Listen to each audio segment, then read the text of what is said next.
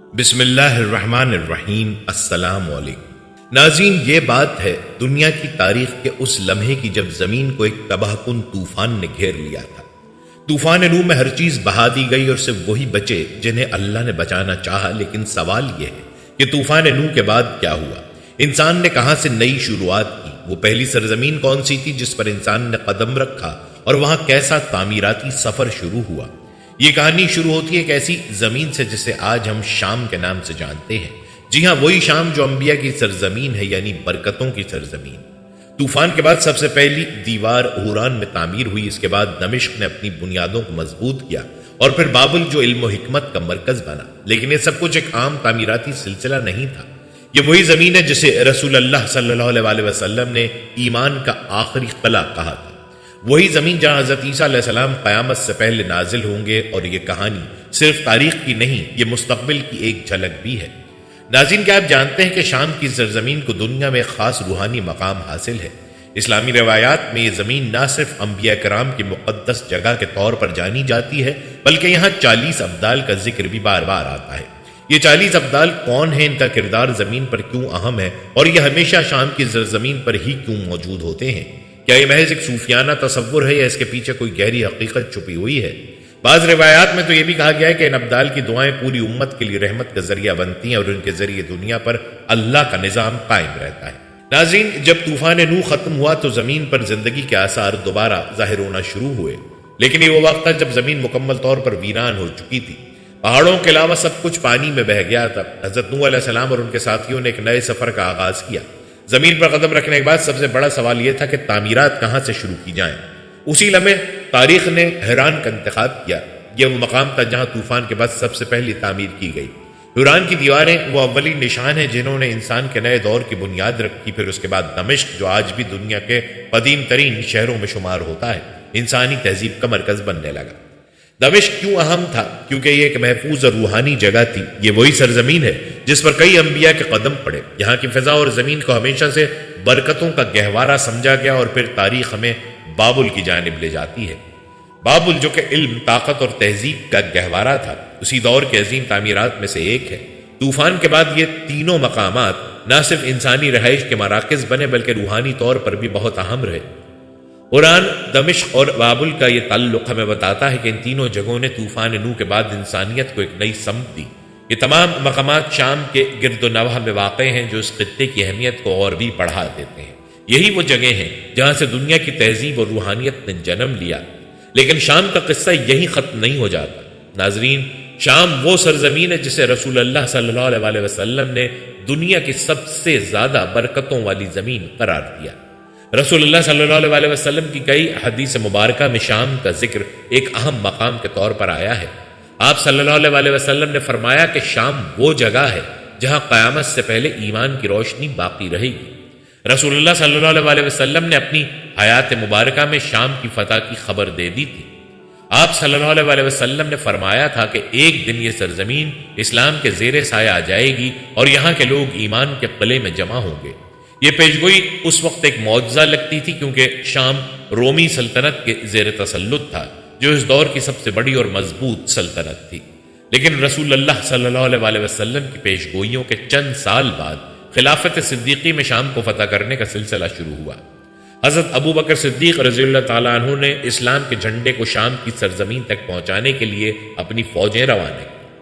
اس وقت شام میں کئی اہم جنگیں ہوئیں جن میں مسلمان مجاہدین نے اپنی جانوں کا نذرانہ دے کر اس برکتوں والی زمین کو آزاد کرایا۔ حضرت عمر فاروق رضی اللہ تعالیٰ عنہ کے دور میں یہ فتح مکمل ہوئی۔ اسلامی افواج نے دمشق، حمص اور دیگر اہم شہروں کو فتح کیا اور شام پوری طرح اسلامی خلافت کا حصہ بن گیا۔ حضرت خالد بن ولید رضی اللہ تعالیٰ عنہ اور دیگر صحابہ کرام نے ان فتوحات میں اہم کردار ادا کیا۔ شام کے لوگوں نے اسلام کو دل سے قبول کیا اور یوں یہ خطہ اسلامی تہذیب و تمدن کا گہوارہ بن گیا۔ یہ سب کچھ رسول اللہ صلی اللہ علیہ وسلم کی اس پیشگوئی کی سچائی کا واضح ثبوت تھا کہ شام ایک دن اسلام کے زیر سایہ ہو گیا۔ اس وقت دنیا حیرت میں تھی کہ کس طرح ایک چھوٹے سے گروہ نے رومی سلطنت جیسی طاقتور سلطنت کو شکست دی اور شام کو برکتوں کا گہوارہ بنا دیا۔ ناظرین، شام کی سرزمین کو صرف ایک جغرافیائی خطہ سمجھنا اس کی اصل حقیقت سے بہت کم ہے۔ یہ وہ سرزمین ہے جسے قیامت سے پہلے ہونے والے اہم ترین واقعات کا مرکز قرار دیا گیا ہے۔ رسول اللہ صلی اللہ علیہ وسلم کی احادیث میں شام کا ذکر قیامت کے دنوں کی کئی نشانیوں کے ساتھ آیا ہے جو اس کی روحانی اور تاریخی حیثیت بڑھا دیتا ہے۔ رسول اللہ صلی اللہ علیہ وسلم نے فرمایا کہ قیامت کے قریب حضرت عیسیٰ علیہ السلام دوبارہ زمین پر تشریف لائیں گے اور ان کا نزول دمشق کی جامع مسجد کے مشرقی مینار پر ہوگا۔ یہ وہ لمحہ ہوگا جب دنیا غیر معمولی تبدیلی کے دہانے پر ہوگی۔ صبح کا وقت ہوگا اور فجر کی نماز کے لیے اقامت دی جا چکی ہوگی۔ حضرت عیسیٰ علیہ السلام سفید لباس میں 2 فرشتوں کے ساتھ آسمان سے اتریں گے۔ یہ منظر دنیا کے لیے ایک عظیم یاد دہانی ہوگا کہ اللہ کے وعدے سچے ہیں۔ حضرت عیسیٰ علیہ السلام دجال کا خاتمہ کریں گے اور عدل و انصاف کا نظام بحال کریں گے۔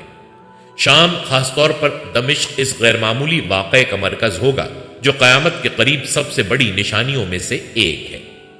رسول اللہ صلی اللہ علیہ وسلم نے فرمایا، قیامت سے قریب زمانے میں فتنے ہر طرف پھیل جائیں گے اور دنیا میں ایمان کے باقی رہنے کی جگہ صرف شام ہوگی۔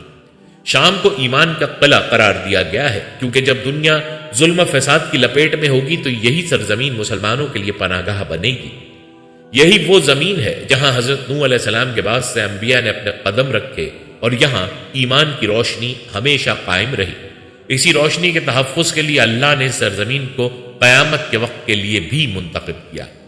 آج کے دور میں بھی شام کے حالات کو دیکھیں تو واضح ہو جاتا ہے کہ رسول اللہ صلی اللہ علیہ وسلم کی پیشگوئیوں کے مطابق دنیا بڑی تبدیلیوں کی طرف بڑھ رہی ہے۔ شام کی موجودہ صورتحال، فتنے اور جنگیں ان تمام تبدیلیوں کا حصہ ہیں جو قیامت سے پہلے رونما ہوں گے۔ یہ سرزمین ان تمام واقعات کا مرکز ہوگی جو دنیا کے اختتام کی طرف اشارہ کریں گے۔ شام کی سرزمین کو ہمیشہ سے اسلام میں ایک خاص مقام حاصل رہا ہے۔ یہ وہ خطہ ہے جس کے بارے میں رسول اللہ صلی اللہ علیہ وسلم کی احادیث میں کئی برکتوں اور فضیلتوں کا ذکر کیا گیا ہے۔ ناظرین، شام کی اہمیت صرف جغرافیائی نہیں بلکہ روحانی اور الہامی پہلوؤں میں بھی نمایاں ہے۔ آپ صلی اللہ علیہ وسلم نے فرمایا کہ شام کے لیے خوشخبری ہو کیونکہ اللہ کے فرشتے ہمیشہ اس پر اپنے پر پھیلائے رکھتے ہیں۔ یہ حدیث واضح کرتی ہے کہ شام کی سرزمین اللہ کی حفاظت اور رحمت کے سائے میں ہے۔ فرشتوں کا پر پھیلانا اس بات کی علامت ہے کہ یہ خطہ ہمیشہ اللہ کی خاص رحمتوں کا مرکز ہے۔ یہ برکت اس لیے بھی عام ہے کہ جب دنیا میں فتنے اور فساد کا دور ہوگا تو یہی سرزمین ایمان اور امن کا قلعہ بنے گی۔ فرشتوں کی حفاظت شام کے اس روحانی مقام کی تصدیق کرتی ہے جو اسے دیگر سرزمینوں سے ممتاز کرتی ہیں۔ ناظرین، یہاں آپ کو پہلے ابدال کا تعارف دیتے چلیں، پھر سرزمین شام پر موجود ان 40 ابدالوں کے متعلق بات کریں گے جن کا تذکرہ احادیث مبارکہ میں موجود ہے۔ ابدال عربی زبان کا لفظ ہے جس کا مطلب ہے بدلنے والے یا جنہیں بدل دیا گیا ہو۔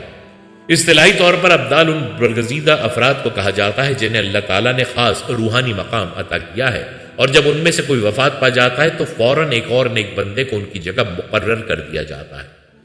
اسلامی صوفیانہ روایات میں ابدال کو اللہ کے قریبی بندوں میں شمار کیا جاتا ہے۔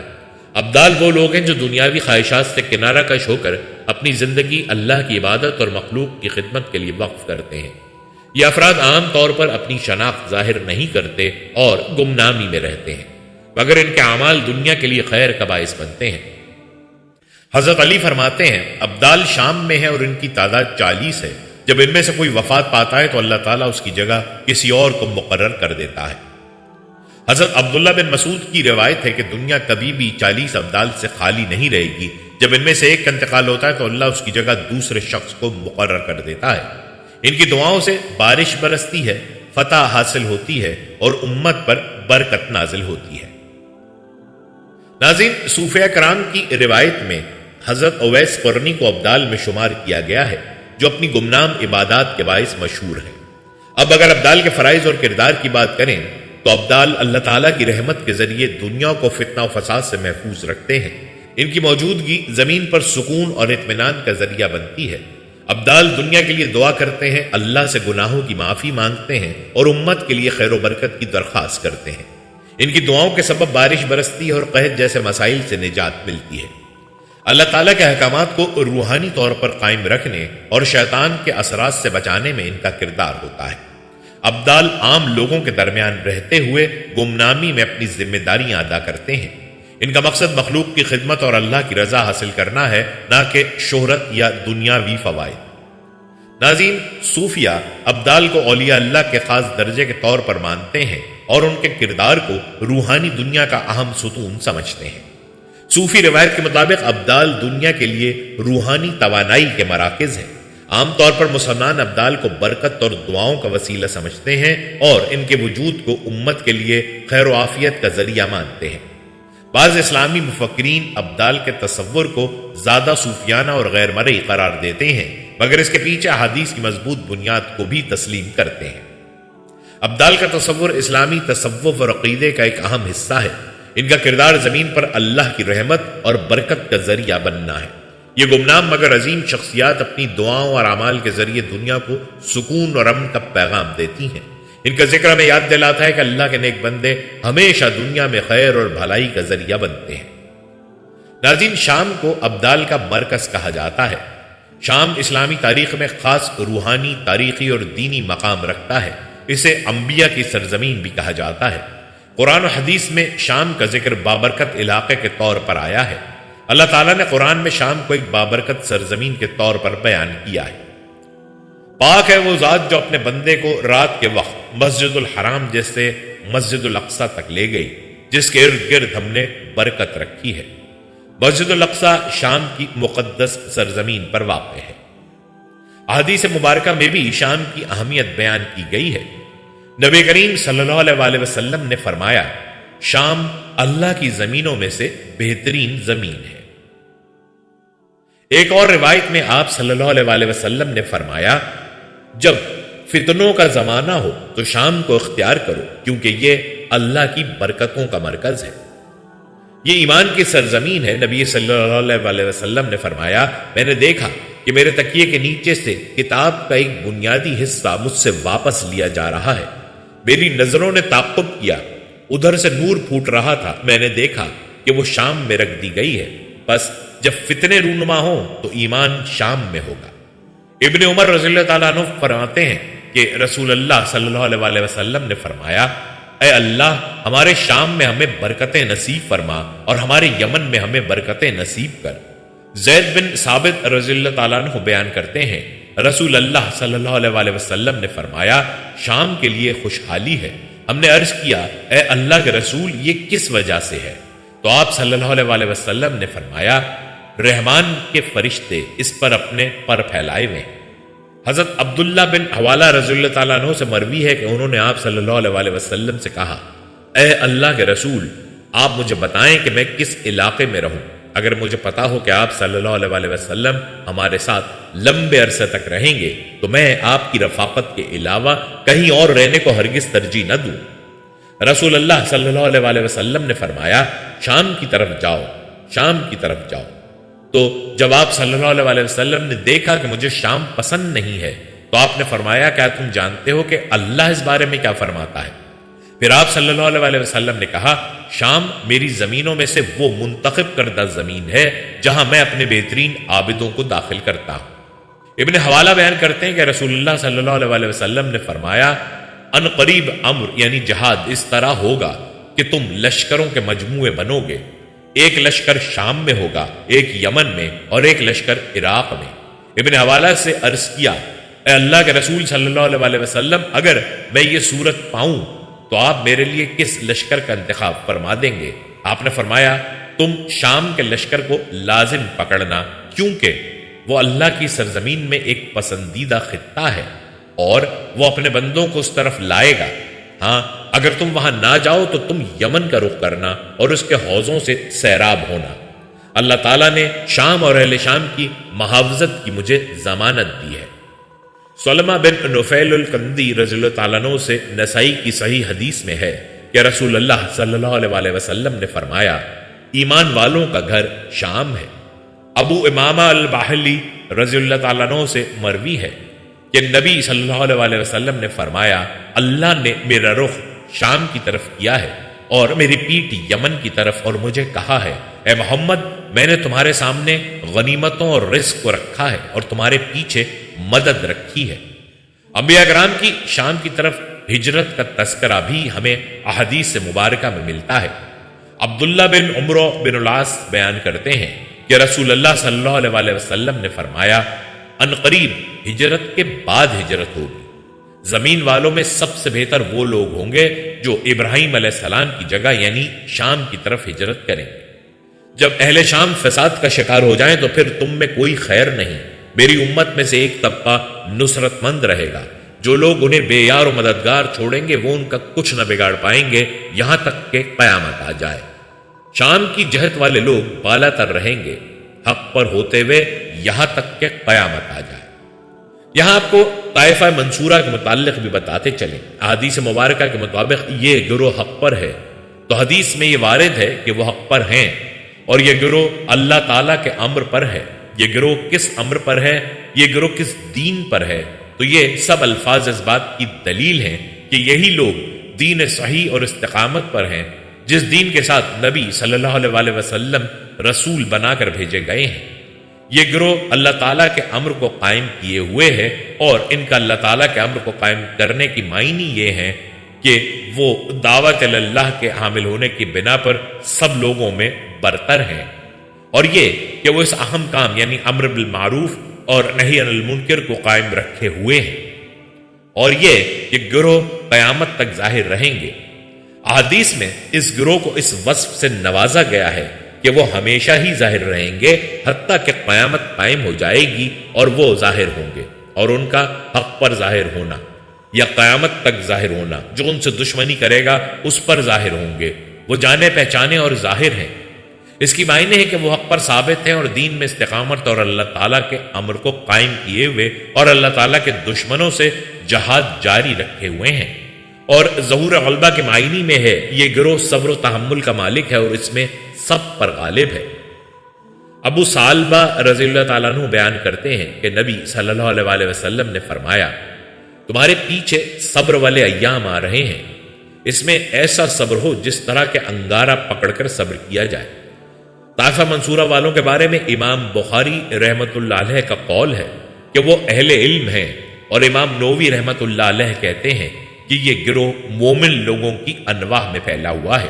ان میں سے کچھ تو بہادری کے ساتھ لڑنے والے ہیں، اور ان میں سے فقہ بھی ہیں، اور اسی طرح ان میں محدثین بھی ہیں، اور ان میں عابد و زاہد لوگ بھی ہیں، اور ان میں امر بالمعروف اور نہی عن المنکر کرنے والے بھی ہیں، اور اسی طرح ان میں اور بھی انواع ہیں۔ اور ان کا یہ بھی قول ہے کہ یہ جائز ہے کہ یہ طائفہ اور گروہ مومنوں کی متعدد انواع میں ہو، ان میں قتال و حرب کے ماہر اور فقی اور محدث اور امر بالمعروف اور نہی عن المنکر پر عمل کرنے والے اور زاہد اور عابد شامل ہیں۔ اور حافظ ابن حجر رحمت اللہ علیہ کا کہنا ہے کہ یہ لازم نہیں کہ وہ کسی ایک ملک میں ہی جمع ہوں، بلکہ یہ جائز ہے کہ وہ دنیا کے کسی ایک خطے میں جمع ہو جائیں، اور دنیا کے مختلف خطوں میں بھی ہو سکتے ہیں، اور یہ بھی ہے کہ وہ کسی ایک ملک میں بھی جمع ہو جائیں یا پھر مختلف ممالک میں، اور یہ بھی ہے کہ ساری زمین ہی ان سے خالی ہو جائے اور صرف ایک ہی گروہ ایک ہی ملک میں رہ جائے، تو جب یہ بھی ختم ہو جائے تو اللہ تعالیٰ کا حکم آ جائے گا۔ تو علماء کرام کے کلام کا حاصل یہ ہے کہ یہ کسی ایک گروپ کے ساتھ معین نہیں ہے اور نہ ہی کسی ایک ملک کے ساتھ محدود ہے، اگرچہ ان کی آخری جگہ شام ہوگی جہاں پر دجال سے لڑیں گے، جیسا کہ نبی صلی اللہ علیہ وسلم نے بتایا ہے، اور اس میں کوئی شک و شبہ نہیں۔ جو لوگ علم شریعت کے معاملے میں عقیدے اور فقہ اور حدیث و تفسیر کی تعلیم و تعلم اور اس پر عمل کرنے اور اس کی دعوت دینے میں مشغول ہیں، یہ لوگ بدرجہ اولا طائفہ منصورہ کی صفات کے مستحق ہیں، اور یہی دعوت و جہاد اور امر بالمعروف اور نہی عن المنکر اور اہل بدعت کی رد میں اولا اور آگے ہیں۔ تو ان سب میں یہ ضروری ہے کہ وہ علم صحیح جو کہ وحی سے ماخوذ ہے لیا جائے۔ ہم اللہ تعالیٰ سے دعا گو ہیں کہ وہ ہمیں بھی ان میں سے کر دے، اور اللہ تعالیٰ ہمارے نبی محمد صلی اللہ علیہ وسلم پر رحمت نازل فرمائے، آمین۔ ناظرین، ہم آپ کو شام کے متعلق حدیث مبارکہ سنا رہے تھے، ضمناً تذکرہ طائفہ منصورہ کا نکل پڑا۔ اب دوبارہ حدیث مبارکہ کی طرف آتے ہیں۔ ناظرین، حدیث مبارکہ میں سرزمین شام کو حشر و نشر کی سرزمین بتایا گیا ہے۔ شام ہی وہ زمین ہے جہاں آخری بار جمع کیا جائے گا اور جہاں محشر سجے گا۔ دجال کی ہلاکت بھی اسی مبارک زمین پر ہوگی۔ سیدنا ابو ہریرہ رضی اللہ تعالیٰ عنہ سے مروی ہے آپ صلی اللہ علیہ وسلم نے فرمایا، ایمان دائیں جانب ہے اور کفر مشرق یعنی نجد کی جانب ہے۔ گھوڑوں اور اونٹوں والوں یعنی عرب کے دیہاتیوں میں غرور و تکبر پایا جاتا ہے، اور مسیح الدجال مشرق سے آئے گا، پھر فرشتے اسے شام کی طرف بھگا دیں گے اور وہ مدینے کی جانب پیش قدمی کرے گا یہاں تک کہ وہ آہت پہاڑوں کے پیچھے تک پہنچ جائے گا، پھر فرشتے اسے شام کی طرف بھگا دیں گے اور پھر ادھر اسے ہلاک کر دیا جائے گا۔ عبداللہ بن عمر رضی اللہ تعالیٰ عنہ کہتے ہیں کہ رسول اللہ صلی اللہ علیہ وسلم نے فرمایا، قیامت سے پہلے حضرموت یا حضرموت کے سمندر کی طرف سے ایک آگ نکلے گی جو لوگوں کو اکٹھا کرے گی۔ صحابہ نے عرض کیا، اللہ کے رسول، اس وقت آپ ہمیں کیا حکم دیتے ہیں؟ آپ نے فرمایا، تم شام چلے جانا۔ نبی صلی اللہ علیہ وسلم کا ایک اور فرمان ہے، مبارکباد ہو شام کے لیے۔ ہم نے عرض کیا، کس چیز کی اے اللہ کے رسول؟ آپ نے فرمایا، اس بات کی کہ رحمان کے فرشتے ان کے لیے اپنے بازو بچھاتے ہیں۔ حضرت ابو ہریرہ رضی اللہ تعالیٰ عنہ سے روایت ہے، جب جنگیں ہوں گی تو اللہ تعالیٰ موالی یعنی نو مسلموں کا ایک لشکر کھڑا کرے گا۔ ان کے گھوڑے عرب کے بہترین گھوڑے ہوں گے اور ان کا اسلحہ سب سے عمدہ ہوگا۔ اللہ تعالیٰ ان کے ذریعے سے دین کی مدد کرے گا۔ قرہ بن ایاس المزنی رضی اللہ تعالیٰ عنہ کہتے ہیں کہ رسول اللہ صلی اللہ علیہ وسلم نے فرمایا، اگر اہل شام میں فساد برپا ہو جائے تو پھر تم میں کوئی خیر نہیں ہے۔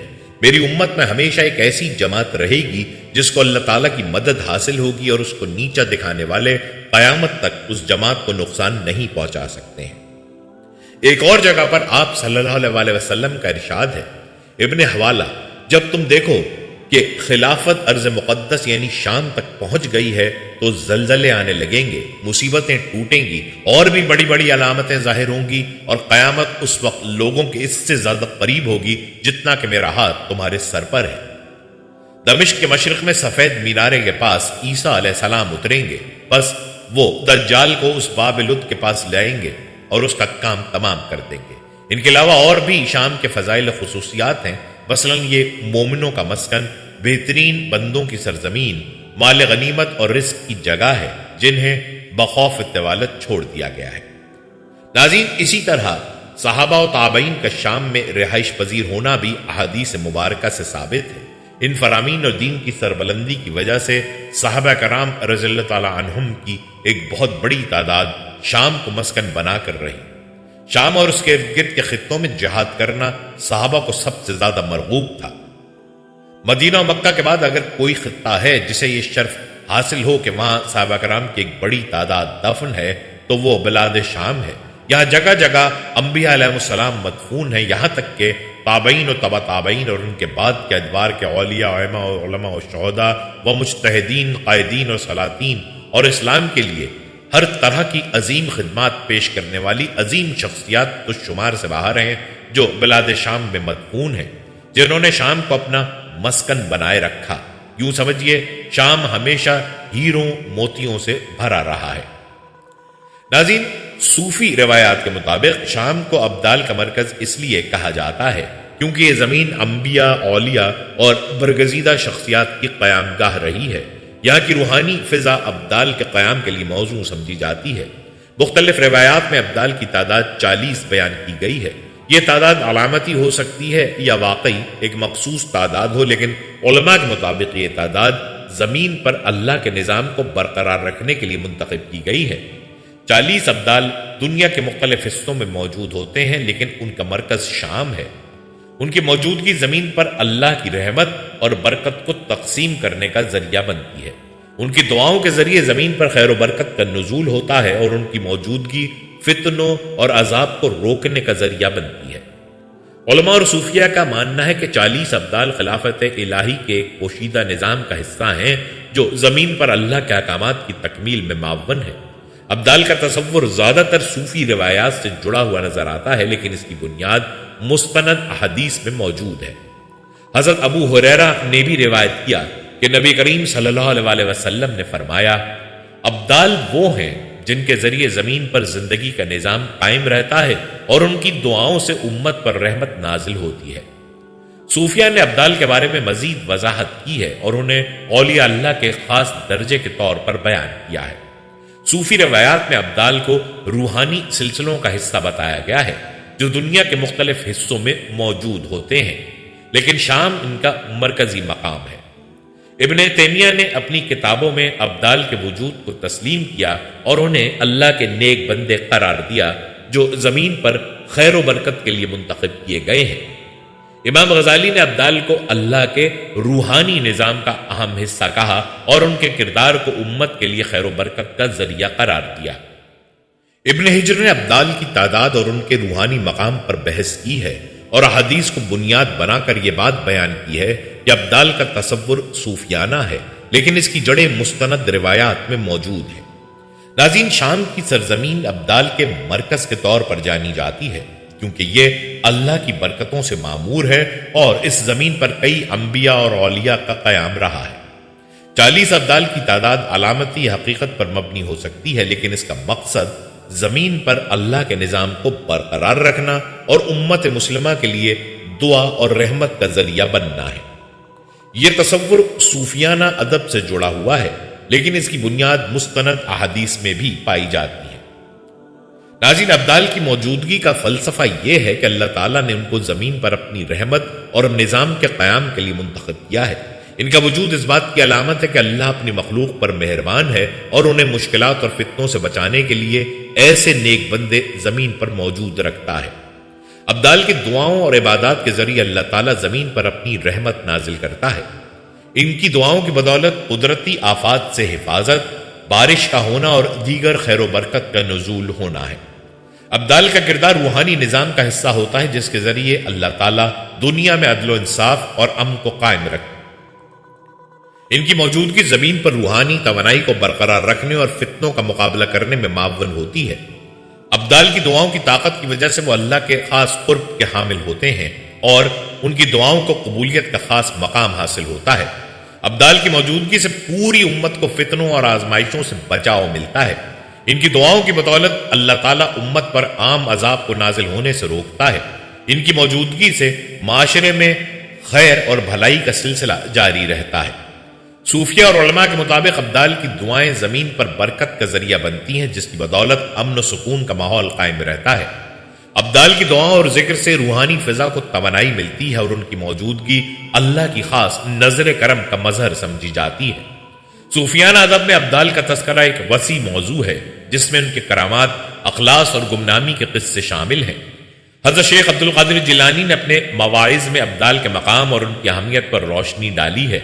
ان کے مطابق ابدال کی موجودگی اس بات کی ضمانت ہے کہ اللہ کا نظام قدرت جاری و ساری ہے اور مخلوق کے لیے رحمت کا ذریعہ ہے۔ صوفیانہ روایت اور اسلامی ادب میں ابدال کی دعاؤں سے آزمائشوں کے ختم ہونے کے کئی قصے اور حکایات مشہور ہیں۔ ان میں سے ایک مشہور واقعہ قحط سالی اور ایک ابدال کی دعا کا واقعہ ہے۔ کہا جاتا ہے کہ شام کے ایک علاقے میں سخت قحط پڑا، کئی مہینوں سے بارش نہیں ہوئی تھی جس کی وجہ سے زمین بنجر ہو چکی تھی، کھیتیاں سوکھ گئیں اور لوگوں کو کھانے کے لیے کچھ نہ رہا۔ لوگ پریشان تھے اور اللہ سے رحمت کی دعا کر رہے تھے، لیکن آسمان سے بارش کا کوئی نشان نہیں تھا۔ قحط کی شدت بڑھتی گئی تو علاقے کے بزرگوں اور علماء نے مشورہ دیا کہ ہمیں اللہ کے نیک بندوں کو تلاش کرنا چاہیے جو اللہ کے قریب ہیں اور جن کی دعاؤں میں اثر ہے۔ انہیں اس بات کا یقین تھا کہ اللہ کے خاص بندے جو ابدال کہلاتے ہیں ایسی آزمائشوں کے وقت اپنی دعاؤں سے اللہ کی رحمت کو متوجہ کرتے ہیں۔ لوگوں نے کوشش کی کہ علاقے میں موجود ابدال کو تلاش کریں۔ ایک روایت کے مطابق شام میں ایک بزرگ شخص گمنامی میں زندگی گزار رہے تھے جن کے بارے میں کہا جاتا تھا کہ وہ ابدال میں سے ہیں۔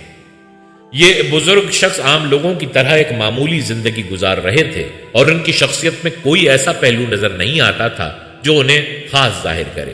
لوگوں نے اس بزرگ سے قحط کے بارے میں بات کی اور ان سے دعا کی درخواست کی۔ ابتدا میں انہوں نے انکار کیا کیونکہ وہ اپنی گمنامی برقرار رکھنا چاہتے تھے، لیکن جب لوگوں نے اصرار کیا تو وہ راضی ہو گئے۔ کہا جاتا ہے کہ اس ابدال نے اللہ کے سامنے خشوع و خضوع سے دعا کی اور اس کے بعد اپنے ہاتھ آسمان کی طرف بلند کیے۔ روایت کے مطابق جیسے ہی ان کی دعا مکمل ہوئی، آسمان پر بادل نمودار ہو گئے اور چند لمحوں میں موسلادھار بارش شروع ہو گئی۔ بارش کی یہ برکت کئی دنوں تک جاری رہی جس سے زمین سرسبز ہو گئی اور قحط ختم ہو گیا۔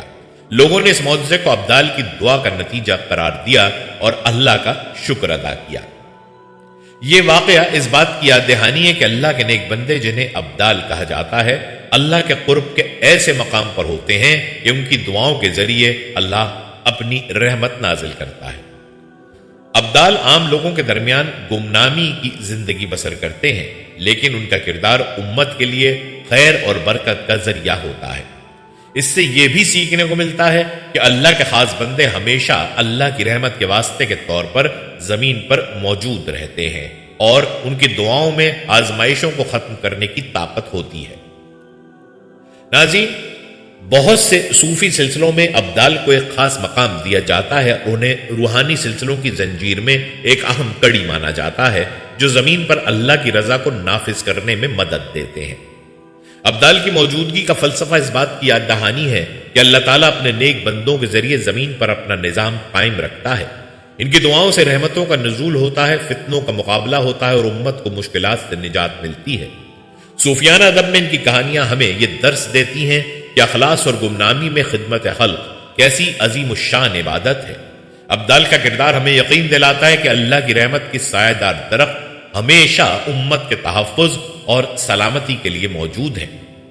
ناظرین، ابدال کا تصور ہمیں اس حقیقت کی طرف متوجہ کرتا ہے کہ اللہ کے نظام میں ہر چیز کا ایک مقصد ہے۔ یہ ہمیں ان برگزیدہ ہستیوں کی قدر کرنے، اللہ سے قرب حاصل کرنے اور نیکی و دعا کی اہمیت کو سمجھنے کا موقع فراہم کرتا ہے۔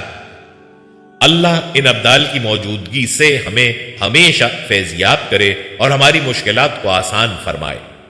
کہا جاتا ہے کہ ایک مرتبہ حضرت ابراہیم بن ادم، جو ایک مشہور ولی اور ابدال میں شمار کیے جاتے ہیں، شام کے ایک علاقے میں قیام پذیر تھے۔ لوگ ان کی خدمت میں حاضر ہو کر روحانی مسائل کے حل کے لیے دعاؤں کی درخواست کرتے تھے۔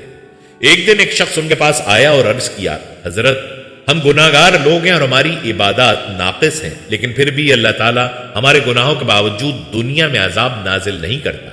کیا یہ اللہ کی رحمت ہے یا کوئی اور راز؟ حضرت ابراہیم بن ادم نے نہایت محبت اور حکمت سے جواب دیا، یہ اللہ کی رحمت بھی ہے اور اس کے نیک بندوں کی دعاؤں کا اثر بھی۔ زمین پر ایسے برگزیدہ بندے موجود ہیں جنہیں ابدال کہا جاتا ہے۔ ان کی موجودگی اور دعاؤں کی برکت سے اللہ امت پر عمومی عذاب نازل نہیں کرتا۔ یہ ابدال اپنے نفس کی خواہشات ترک کر کے دن رات اللہ تعالیٰ کی عبادت کرتے ہیں اور امت کی فلاح و بہبود کے لیے دعا کرتے ہیں۔ ابدال کی موجودگی اللہ کی رحمت کا ایک مظہر ہے۔ ان کی دعاؤں کے ذریعے اللہ تعالیٰ زمین پر عمومی عذاب کو روکتا ہے، جیسے زلزلے، قحط یا جنگیں۔ ابدال کے ذریعے زمین پر امن و سکون قائم رہتا ہے۔ ان کی عبادات اور ذکر کے باعث روحانی توانائی عام لوگوں تک پہنچتی ہے، جو ان کے دلوں میں اطمینان پیدا کرتی ہے۔ ابدال کی موجودگی اللہ کی رحمت کو متوجہ کرتی ہے۔ ان کے وجود کی وجہ سے بارش، فصلوں کی برکت اور معاشرتی خیر و عافیت کے اسباب پیدا ہوتے ہیں۔ جب کسی قوم پر فتنوں یا آزمائشوں کا وقت آتا ہے تو ابدال کی دعاؤں کے باعث اللہ ان آزمائشوں کو ٹال دیتا ہے یا ان کے اثرات کو کم کر دیتا ہے۔ یہ روایت ہمیں یہ درس دیتی ہے کہ اللہ کے نیک بندے نہ صرف اپنی ذات کے لیے بلکہ پوری امت کے لیے خیر اور برکت کا ذریعہ ہوتے ہیں۔ ان کی گمنامی اور خلوص اللہ کی رحمت کو دعوت دیتے ہیں اور ان کی موجودگی امت کو روحانی فائدے پہنچاتی ہے۔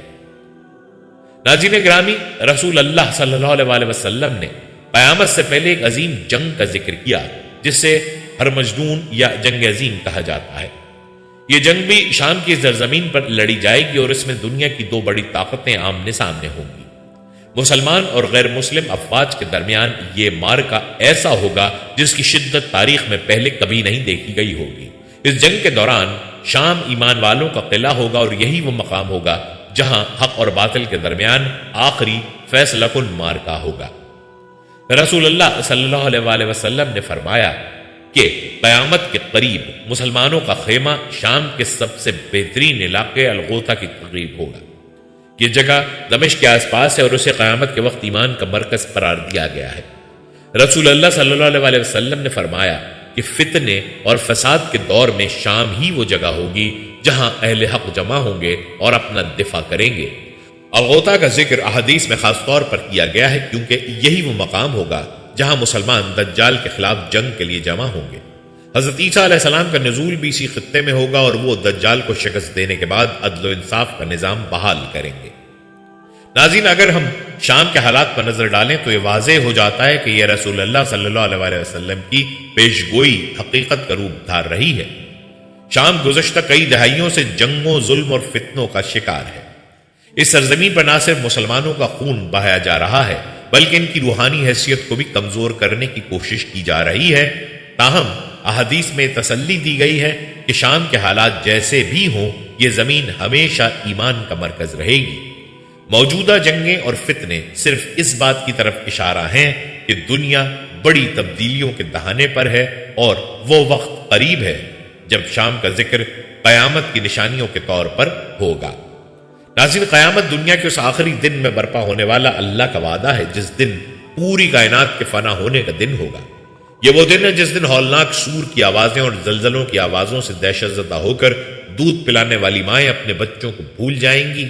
تمام انسان و حیوان اس چیخ کی دہشت سے مرنا شروع ہو جائیں گے، زمین پھٹ پڑے گی، پہاڑ روئی کی طرح اڑتے پھریں گے، ستارے اور سیارے ٹوٹ کر گر پڑیں گے۔ اس عظیم دن کی خبر تمام انبیاء کرام اپنی اپنی امتوں کو دیتے چلے آئے ہیں، مگر نبی آخر الزماں حضرت محمد صلی اللہ علیہ وسلم نے اپنی امت کو خبر دی کہ قیامت نہایت ہی قریب آن پہنچی ہے، لیکن قیامت کب آئے گی اس کی ٹھیک ٹھاک تاریخ اور وقت اللہ کے سوا کسی کو معلوم نہیں۔ یہ ایسا راز ہے جسے اللہ نے کسی فرشتے یا نبی کو نہیں بتایا، لیکن غیب کی کچھ خبریں نبی صلی اللہ علیہ وسلم کو بتائی گئیں جو آپ صلی اللہ علیہ وسلم نے صحابہ کرام کو بتائیں۔ یہ خبر کچھ علامتیں اور نشانیاں تھیں جس کے پورے ہو جانے کے بعد ہی قیامت کا ظہور ہوگا۔ انہی علامات میں سے ایک علامت دریائے فرات سے سونے کا پہاڑ نکلنا ہے۔ اس کے متعلق مختلف احادیث اور روایتوں کو ایک جگہ جمع کیا جائے تو وہ کچھ یوں ہیں کہ رسول اللہ صلی اللہ علیہ وسلم نے ارشاد فرمایا، عنقریب دریائے فرات سوکھ جائے گا اور اس سے سونے کا پہاڑ نمودار ہوگا۔ جب لوگ اس کے بارے میں سنیں گے تو اس کی طرف چل پڑیں گے، اور جو اس پہاڑ کے پاس ہوں گے وہ کہیں گے کہ اگر ہم نے اسے چھوڑ دیا تو دوسرے لوگ اسے لے جائیں گے۔ اس خزانے کو حاصل کرنے کے لیے لوگ لڑ پڑیں گے۔ ان میں سے ہر آدمی کہے گا کہ شاید میں ہی زندہ رہوں اور اس دولت پر قبضہ جما لوں۔ اس قتل و غارت کے نتیجے میں ہر 100 میں سے 99 انسان قتل ہو جائیں گے۔ حضور صلی اللہ علیہ وسلم نے تنبیہ کرتے ہوئے مزید فرمایا کہ اگر اس وقت کوئی زندہ ہو تو اسے اس خزانے میں سے کچھ نہیں لینا چاہیے۔ دریائے فرات ترکی کے کوہ ارارات کی برف پوش چوٹیوں سے نکلتا ہے۔ یہ وہی ارارات پہاڑ ہے جس کے بارے میں کہا جاتا ہے کہ نوح علیہ السلام کی کشتی یہاں طوفان کے بعد آ کر ٹھہری تھی۔ فرات 2800 کلومیٹر لمبا دریا ہے جو ترکی، شام، اردن، کویت اور عراق سے ہوتا ہوا خلیج فارس میں گر جاتا ہے۔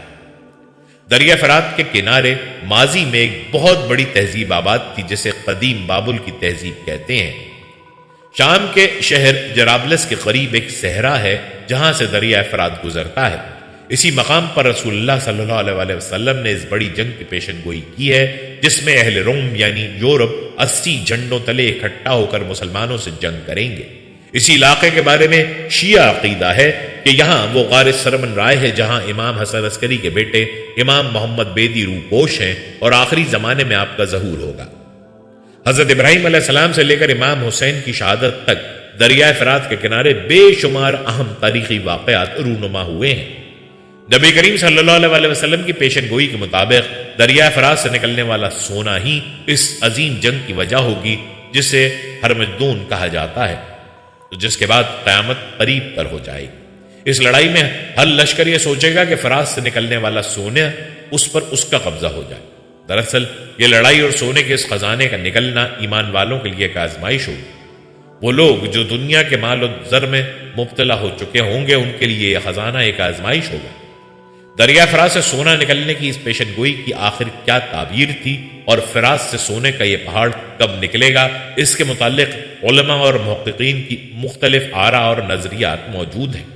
بعض محققین کا یہ کہنا ہے کہ جس سونے کے پہاڑ کا ذکر کیا گیا تھا وہ ظاہر ہو چکا ہے اور یہ سونا کچھ اور نہیں بلکہ شام اور عراق سے نکلنے والا تیل ہے جسے 20ویں صدی میں زمین کے اندر سے دریافت کیا گیا اور جسے دنیا کالا سونا یعنی لیکوڈ گولڈ بھی کہتی ہے۔ لہذا حدیث میں سونے کے پہاڑ کو دراصل اس کالے سونے سے تشبیہ دی گئی ہے جسے مجازی معنی میں استعمال کیا گیا ہے۔ تیل کی دریافت کے بعد سے ہی یورپ اور عرب ملکوں میں قوت و طاقت اور مال و دولت کی مدبھیڑ شروع ہوئی۔ عراق و شام میں تیل کے بڑے بڑے کنویں اور چشمے دریائے فرات کے دونوں کناروں پر واقع ہیں جہاں سے روزانہ 3,85,000 بیرل تیل نکالا جاتا ہے۔ جبکہ صرف عراق کے پاس 140 ارب بیرل کا ذخیرہ موجود ہے۔ یہ تیل آج کے دور میں وہی حیثیت رکھتا ہے جو نبی صلی اللہ علیہ وسلم کے زمانے میں سونے کی حیثیت تھی۔ 1917 سے لے کر آج تک عراق مسلسل حالت جنگ میں ہے، کبھی ترک عثمانی، کبھی عرب قوم پرست، کبھی صدام حسین، کبھی برطانوی فوج تو کبھی جرمن فوج، کبھی شیعہ سنی جنگ اور کبھی داعش۔ یہاں بے شمار جنگوں، فتنوں اور ہلاکت کا سبب بنا، اور ان تمام جنگوں اور قتل و غارت کا واحد سبب صرف اور صرف تیل تھا۔ امریکہ، داعش، ایرانی، ملیشیا اور یورپ ہر کوئی اس سونے کے پہاڑ پر ٹوٹ پڑا ہے اور فائدہ بھی اٹھا رہا ہے، لیکن حضور پاک صلی اللہ علیہ وسلم کے ارشاد کے مطابق جو اس سونے کے پہاڑ میں حصہ بانٹ رہے ہیں ان کے لیے ہلاکت ہے، جبکہ روایتی علماء کرام فرات سے نکلنے والے سونے کے پہاڑ کو تیل کی معنی میں لینے کو غلط قرار دیتے ہیں۔ ان علماء کا کہنا ہے کہ بخاری و مسلم کی روایات میں کہیں بھی اس حدیث کا مجازی معنی کا ذکر موجود نہیں ہے، لہذا سونے کے پہاڑ سے تیل کا کنواں مراد لینا صریح غلطی ہے، اور اللہ تعالیٰ اس چیز پر قادر ہے کہ دریائے فرات کے پانی کو خشک کر دے اور وہاں سے سونے کا پہاڑ برآمد ہو جائے۔ حدیث میں دریائے فرات کے خشک ہونے کی صاف پیشن گوئی کا ذکر ہے جو آج سچ ہوتی نظر آ رہی ہے۔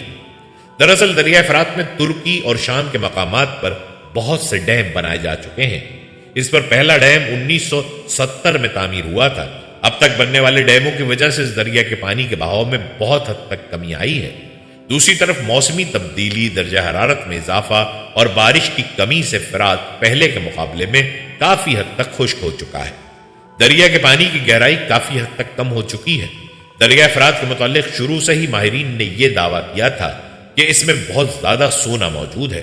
پچھلے 50 سالوں میں دریائے فرات کے کنارے پر چھوٹے چھوٹے پیمانے پر سونے کی کانیں دریافت کر کے سونا نکالا گیا ہے۔ کچھ لوگوں نے دریا کے کنارے کافی بڑی مقدار میں بھی سونا نکالنے کا دعویٰ کیا ہے، لیکن سونے کی یہ مقدار بہت ہی کم ہے، اور اس سے یہ ثابت نہیں ہوا ہے کہ فرات کے اندر سونا بڑی مقدار میں کہیں موجود ہو۔